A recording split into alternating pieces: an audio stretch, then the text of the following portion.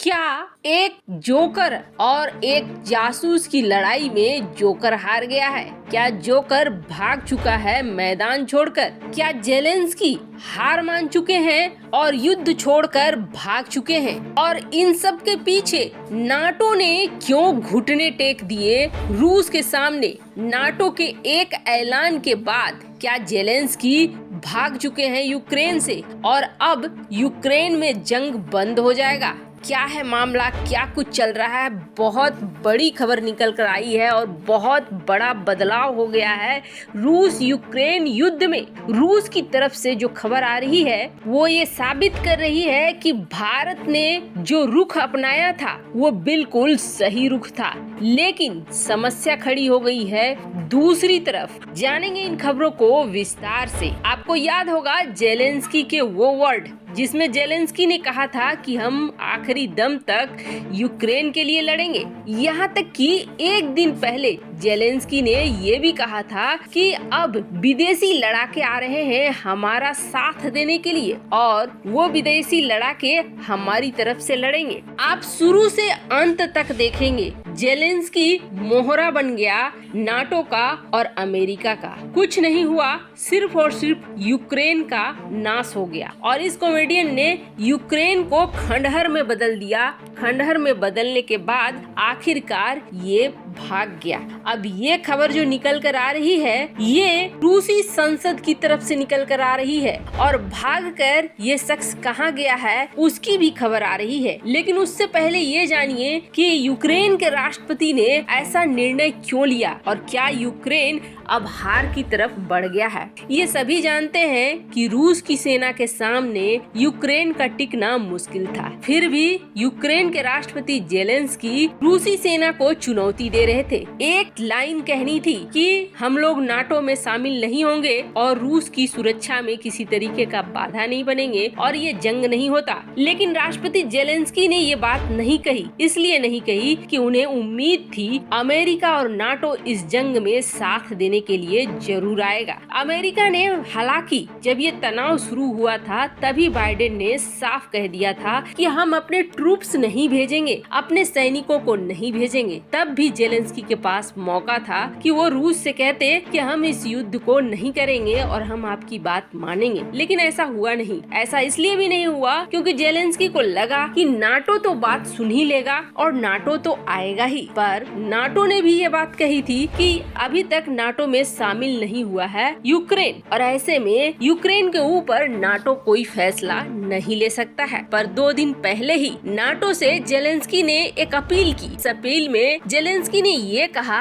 कि जो यूक्रेन की एयर स्पेस है वहाँ पर अब रूसी वायुसेना घुसेगी। आप ऐसा कीजिए कि यूक्रेन के एयर स्पेस को नो फ्लाइंग जोन घोषित कर दीजिए। नो फ्लाइंग जोन घोषित होने के बाद अगर कोई भी फाइटर जेट घुसता है तो ये नाटो की लड़ाई बन जाती। ऐसे में नाटो ने क्या जवाब दिया है इसे आप आर्टिकल के साथ देखिए। नाटो ने सीधे सीधे कह दिया है कि ये हमारी लड़ाई नहीं है और चूंकि यूक्रेन नाटो का सदस्य नहीं है ऐसे में हम नहीं चाहते हैं कि यूक्रेन की लड़ाई हमारी लड़ाई बने और हम सिर्फ उन 30 देशों की रखवाली करने के लिए आगे आएंगे जो नाटो में हैं। आप देख सकते हैं नाटो का ये कहना है, नाटो के चीफ का ये कहना है कि हमारा यानी नाटो का मेन टास्क है 30 देशों को सुरक्षित रखना।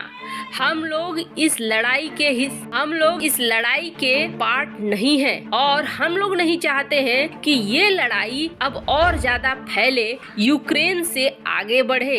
अब इससे बड़ा हृदय विदारक स्टेटमेंट और क्या हो सकता है? आगे सुनिए ये नाटो क्या कह रहा है। ये नाटो ये कह रहा है कि यूक्रेन से बाहर अगर ये जंग निकलता है तो ये और भी ज्यादा विनाशकारी होगा, और भी ज्यादा खतरनाक होगा, लोग यहाँ पर और ज्यादा मारे जाएंगे। और ये नाटो आगे कहता है कि हमारे पास ऐसा कोई हक नहीं है कि हम यूक्रेन की एयर स्पेस को नो फ्लाई जोन घोषित करें। अब इससे आपको क्या समझ में आया? इससे यही समझ में आया कि नाटो ने अब पल्ला झाड़ लिया है। पहले अमेरिका ने पल्ला झाड़ा और फिर नाटो ने पल्ला झाड़ा, और शायद यही वजह है कि जेलेंस्की अब पोलैंड की अब यूक्रेन छोड़कर भाग चुके हैं। ये बात भी सच हो सकती है, क्योंकि अब सारी उम्मीदें खत्म हो चुकी है। कीव को पूरी तरीके से घेर चुका है रूस। पर आखिरकार जेलेंस्की भागकर कहां गए? तो कहा यह जा रहा है कि जेलेंस्की भागकर पहुंचे हैं पोलैंड। पोलैंड में उन्होंने शरण ली है। पर इन सब में सबसे बड़ी बात यह है कि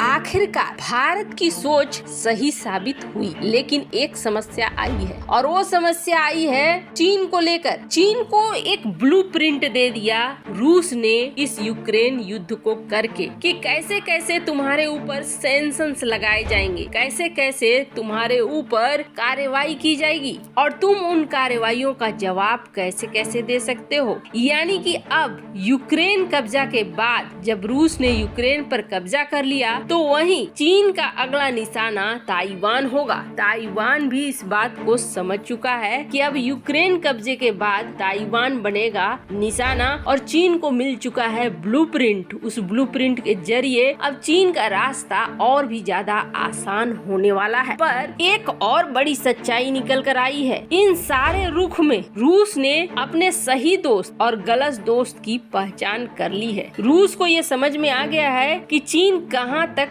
कब तक साथ देगा और कहां पर आकर चीन टूट जाएगा और साथ नहीं देगा। ऐसे में रूस का भरोसा पूरी तरीके से भारत के ऊपर कायम हुआ है। आगे अगर चीन भारत का युद्ध होता है तो ये समझ लीजिए कि रूस अगर भारत का साथ नहीं भी देता है तो चीन का भी साथ नहीं देगा, जो कहीं न कहीं भारत को फायदा ही पहुंचाएगा। पर इन सब युद्ध के बीच में एक चीज तो कंफर्म हो गई है कि भारत जिस विदेश नीति पर चल रहा है वो विदेश नीति सही है। खैर, जेलेंस्की के बारे में जो भी खबर निकल कर आ रही है वो अभी तक पुष्टि नहीं हुई है, लेकिन इसके चांसेस ज्यादा है। जिस तरीके से अमेरिका भी सरेंडर कर चुका है पुतिन के सामने, और उसने यहाँ तक ऑफर दे दिया कि युद्ध रोक दो तो हम आपके ऊपर से सारे प्रतिबंध उठा लेंगे, उसे देखकर तो यही लग रहा है कि जेलेंस्की ने भी अंतिम समय में ये निर्णय ले लिया होगा। जेलेंस्की ने ये सोचा होगा